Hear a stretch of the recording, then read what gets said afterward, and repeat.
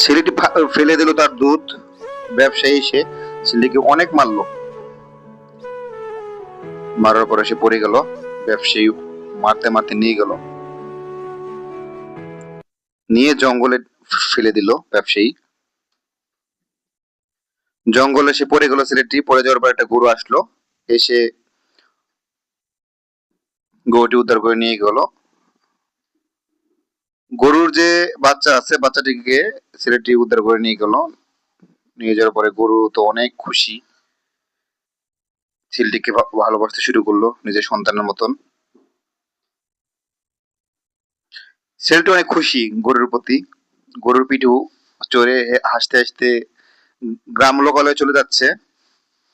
আর গরুর দুধ দেওয়া গুলা বিড়াল ছানাকে খাওয়াচ্ছে।